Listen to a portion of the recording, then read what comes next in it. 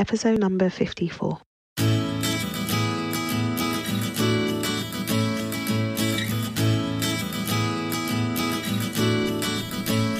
Hi, you're listening to the Careers Beyond Motherhood podcast with your host, Janine Esbrand. I'm here to help working mums like you to thrive in your careers and in motherhood. I share tips, strategies, and inspirational conversations with awesome women to help reduce the struggle in your juggle. Time for a say, Mummy. This episode is brought to you by The Collective, which is our monthly membership community for ambitious women who want to continue to build their careers whilst raising a family. Now, once you've had a baby, things might change for you. Once you become a mum, you might be thinking differently about your career, and negotiating what you want can be tough. So within this community, we help you to figure out where you want to go with your career and how you could get there. So whether you are switching direction, whether you want to build on what you've already developed in your career thus far, whether you want to launch your own business, we are there to support you step by step, providing the tools, the guidance, the coaching, and the community that you need to move boldly towards the career that you want. So if you're interested in joining an awesome group of women as you navigate the highs and lows of your career beyond motherhood, then head over to lightboxcoaching.com/collective-waitlist and get your name on the list so that I can let you know when the doors will be opening again. We would love to have you join us. And in this episode, you're going to hear so much about the power of community and how important it is to be able to connect with like-minded people who are going through similar challenges and stages in life as you. Hello. It is awesome to be back with you again. I have been missing for the past few weeks, and so it's great to be back behind this microphone and speaking to you about the power of community.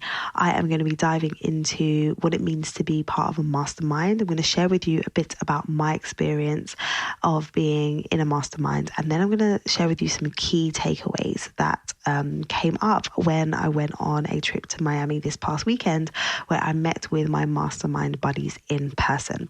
So let me go back and give you the backstory. So I have been building my coaching business for the past few years. I am a lawyer, qualified over 6 years ago, and I decided to train as a coach alongside my legal career because I wanted to help people on more of a personal level. I was working in corporate law, which is very much about, building people's businesses and helping them make money.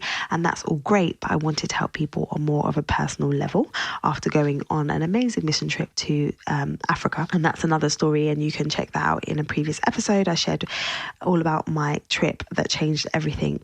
And I share all about that in episode 47 of the podcast. So you can head back to that episode and check that out if you'd like. So long story short, I trained as a coach and have been building my coaching practice alongside my legal career.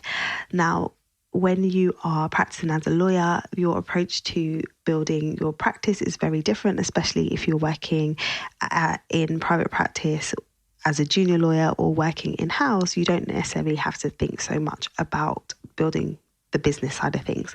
And so when I started building my coaching practice, I realized that there were some gaps in my business knowledge that I needed to fill. And so I sought out support, and I've worked with coaches in the past. And then in 2018, I decided to join this mastermind.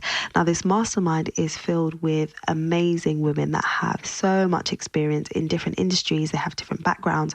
So we have women in the group who are marketing experts, who are systems experts, who have backgrounds in the Navy, who have written books, who are bookkeepers and accountants. We have women from all walks of life in this mastermind, and so such a wealth of experience. And in the past few months, we've been meeting on a monthly basis and sharing with one another online through online conferencing. And this month, we had the opportunity to travel to Miami and stay together in a house for the weekend and mastermind in person. And when I tell you, it was so amazing, so different from doing it online, and just so valuable. I learned so much. I took away so much. We laughed together, we cried together, we encouraged one another. It was just such an amazing experience. But if you are unfamiliar with what a mastermind actually is, I just want to share with you a bit about the concept and why it works so well. So The name mastermind and the concept was really solidified and shared by Napoleon Hill. He is the author of Think and Grow Rich, and he gave the name mastermind to this concept. So it's probably something that people were doing way before he coined the phrase mastermind, but this is what we have come to know it as. And he describes it as two or more people who work in perfect harmony for the attainment of a definite purpose. So the idea is that you have a group of people, small or large, who are working together for the same goal. And in that process, they encourage one another and share the wealth of their influence, experience, knowledge, brain capital, so that every person within the mastermind can benefit and are able to reach their destination far quicker than if they were trying to go it alone.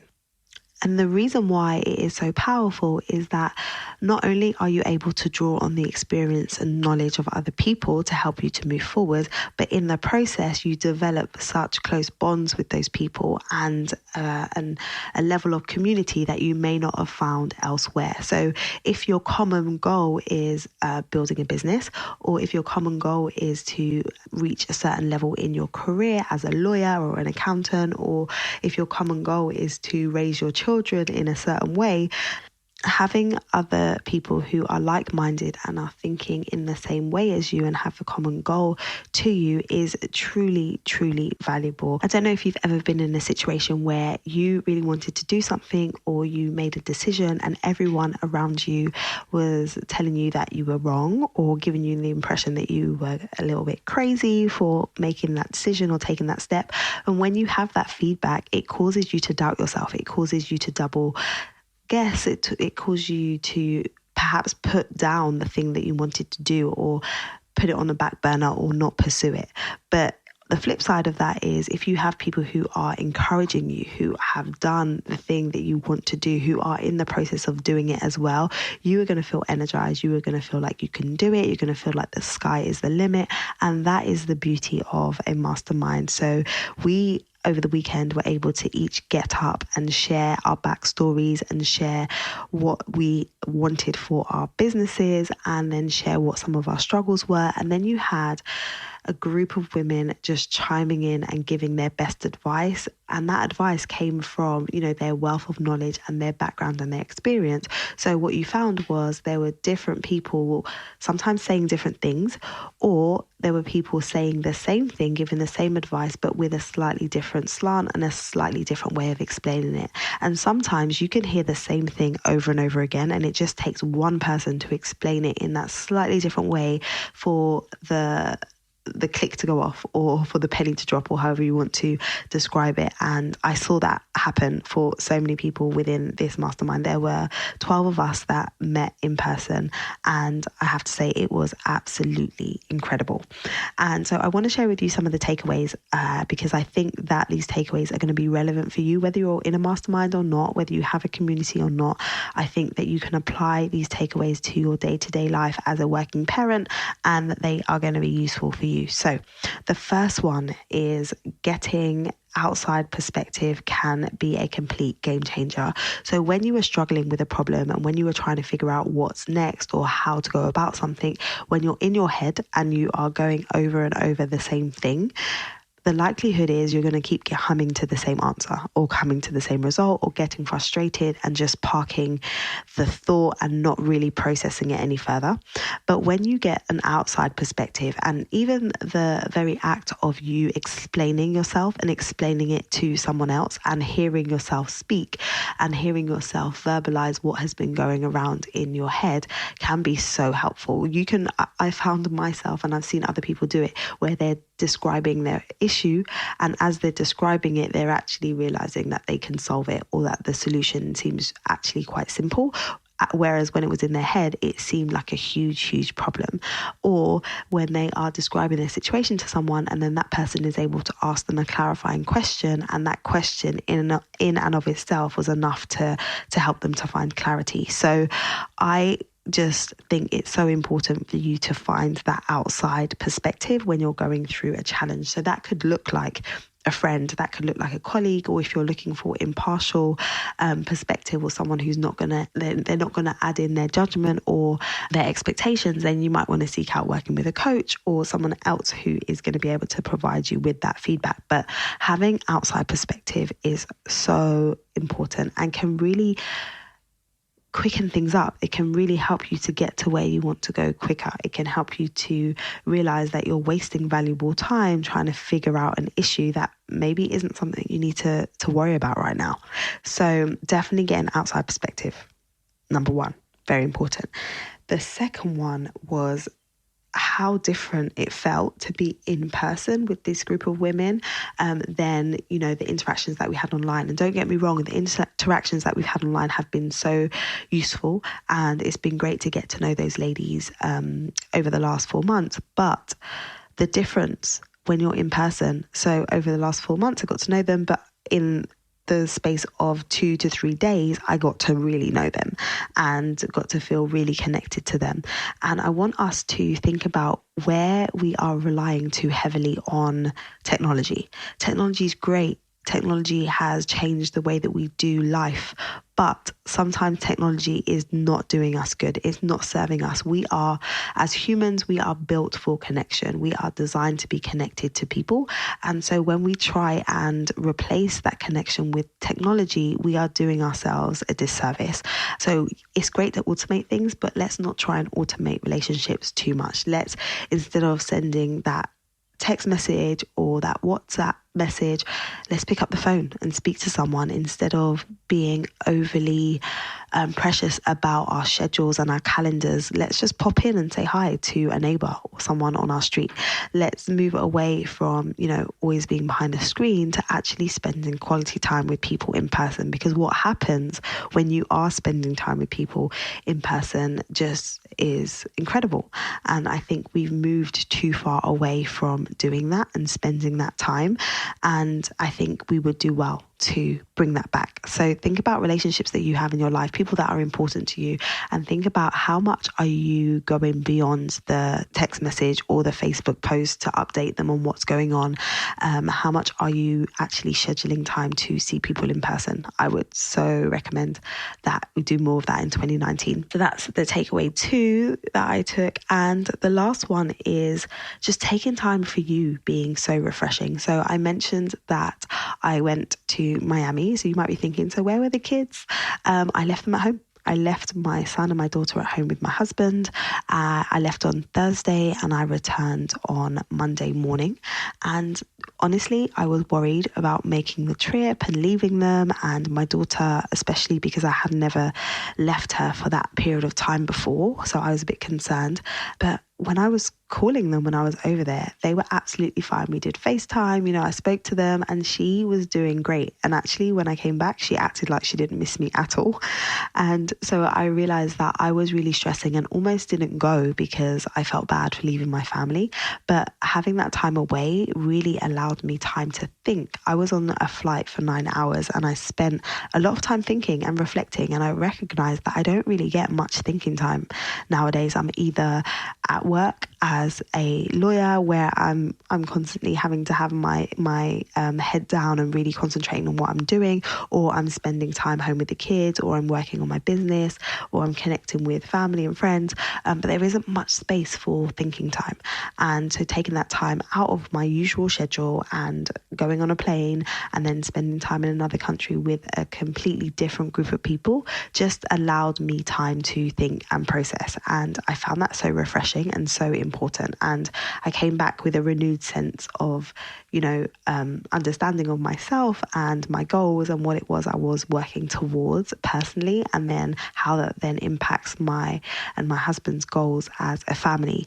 So, you know, if you are hesitating around taking time for yourself and scheduling in that self-care time, or scheduling that time where you can just think or be or chill, then I want to encourage you to do it. It is so necessary. It's going to be great for you, but it's also going to be great for those around you, for your family, for your friends. You're going to show up as a better version of yourself when you do give yourself that time to do what's important to you, and that time to just listen to yourself and to reflect on what is going on and where you want things to go. So that's my third takeaway. So the 3 takeaways from being away in this mastermind is 1, to seek out outside perspectives, especially if you are stuck. And 2, to make in-person connections a priority with your friends, with your family, with colleagues. Just go out of your way to do more in person, and even clients. If you're a business owner and you're working with clients, or if you are in your role in corporate and you are working with clients, instead of sending that email, why not pick up the phone? Instead of sending that email, why not suggest that you meet in person? And then the third thing is to take time for yourself, because you are going to feel refreshed and rejuvenated, and the likelihood is the family is not going to miss you that much. They will miss you, but not as much as you think they're going to miss you. So those are my top 3. And as I said, being part of a mastermind has been an incredible experience.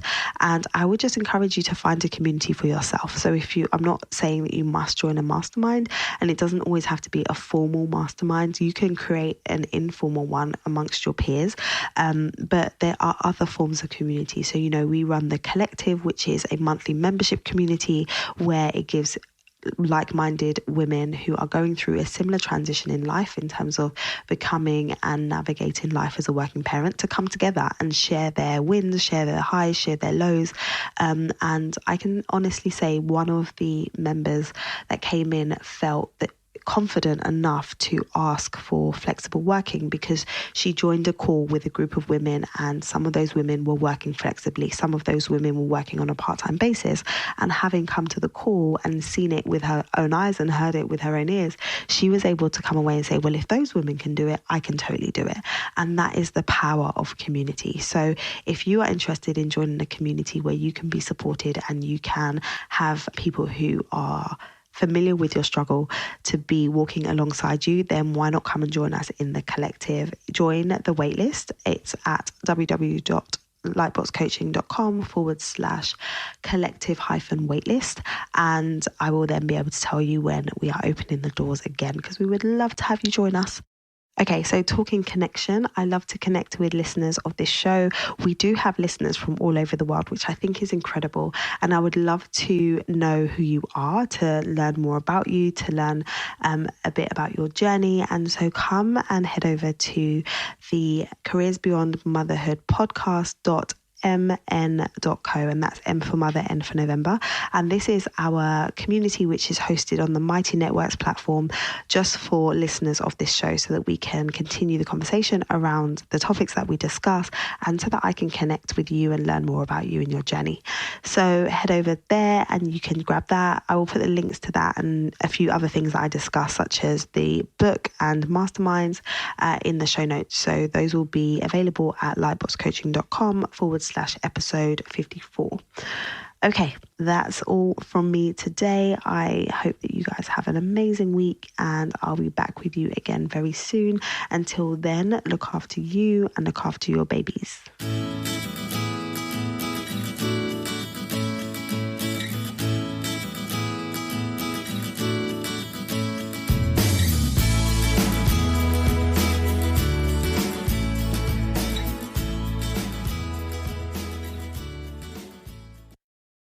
This podcast features music from Ben Sound.